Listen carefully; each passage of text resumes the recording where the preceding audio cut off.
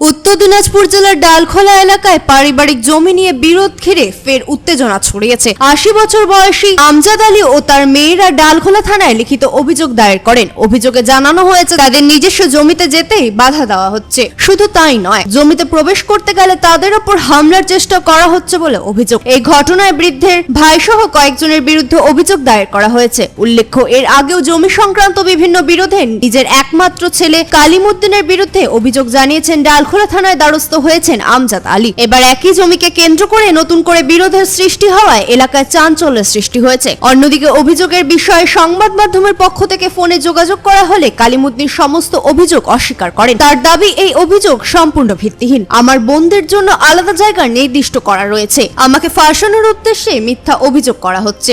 ঘটনার পরিপ্রেক্ষিতে ডালখোলা থানায় পুলিশ অভিযোগ গ্রহণ করে তদন্ত শুরু করেছে। তদন্তের ভিত্তিতে পরবর্তী আইনি পদক্ষেপ নেওয়া হবে বলে পুলিশ সূত্রে জানা গিয়েছে।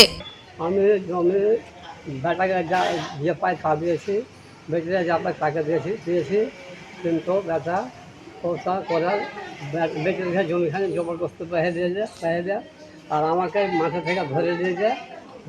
আমার নামে যা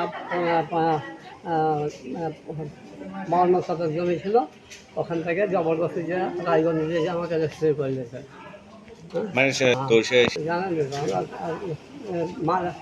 যখন দিয়ে গেছে না ধরে না মাঠে থেকে না রাত দুটা কত কী করেছে তো আমি ভয়ে চলে দিয়ে দিচ্ছি। যখন একটা বোঝা ফেলবে না মেয়েরা ফেলতে পারে। আমার বয়স হয়ে গেছে, আমি ই করতে পারি না। আমার কী করবো, আমি ভয়ে জমি দিয়ে দিয়েছি। কে আপনার উপরে নির্যাতন চালিয়েছে? আমার বেটা ছিল প্রতিমন্ত্রী, তার ছেলে আলিম, তালিম, ওয়াসিম, হাসির এটি ছিল। আর তারপরে সাদ্দাম ছিল, তারপরে পদ ছিল, তারপরে হবি ছিল, তারপরে নেতাজি ছিল, হ্যাঁ। আর জালাল হাজি হুকুম দিয়েছিল, জালাল হাজি গেছিল। হ্যাঁ, আমি চাচ্ছি যে নাকি ওরকম দিয়েছি, বেশি করে দিয়েছি, বাটা করে দিয়েছি। তো আমার যেমন বেটা নিজের খানে খাইছে, ওরকম যেন আমার বেটিরা ওই জমি করে খাইতে পায়। হ্যাঁ, ওই জমি থেকে আবার দখল পায়। পয়সাওয়ালা বা ছেলেপেলা খাচ্ছে, খাইছে পয়সা আমার বেটিরা গরিব মানুষ, গরিব হয়ে দিয়েছি। ওই জন্য জমিটা আমি বাঁচওয়ালা করে দিয়ে দিয়েছি। তো বেটিরা যেমন বেটা খাইছে ওর জমি, বেটিরা যারা জানে আমার বেটিরা খেতে পায়। পুলিশ জানে। জমিতে যায় তো জমি আমরা যাই না, আমার বাবা আমাকে জমি দিয়ে দিয়েছে, আমরা তো যাই না। যখনই জমিতে যাই তখনই মারামারি করে, ভাই ভাতিজা সবাই মারে। আজকে কি ঘটনা ঘটেছে? ওই জমি ওরা ধান লাগিয়ে দিয়েছে, মানা করতে গিয়ে তো মারপিট করেছে। কয়জন মিলে আপনাদের উপর শারীরিক হিংসা করেছে? 10-12 জন আছে, 10 জন 12 জন আছে। কাকা তো সবাই, কাকাতো ভাইয়েরা সবাই যাচ্ছে ওখানে যায়। আমার ভাতিজারা ভাইয়েরা সবাই আমাকে মারে হারা। 5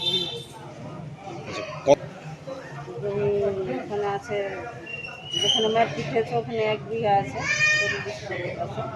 আর মাঠের জমিতে আছে 5 বোনের 6.5 বিঘা লাগছে আছে ওখানে। জমি এক দখলে যায় না, জমিতে যাই যখন দখলে যায় তখনই মারা। জমি আমরা এখানে যাইতে চাই না জমির কাছে। তো আপনারা এখন কি চাইছেন? থানায় এসেছেন কি জন্য? থানায় এসে এখানে করতে কয়বার করলাম, কেউ কিছু গুরুত্ব দেয় না। বলছে যে আমাদের ওরা বিজেপি তৃণমূলের নেতা, তো ওরা বলছে যে আমাদের কিছু করতে পারবো না, আমরা কিছু করতে পারবো না। আচ্ছা, মেরে ফেলার হ্যাঁ, দেওয়া আছে। রাস্তাঘাটে যেখানে পায় সেখানে ঝুঁকি যায়, এরকম কত কি বলে, এগুলো বলার কথা নয়। তখন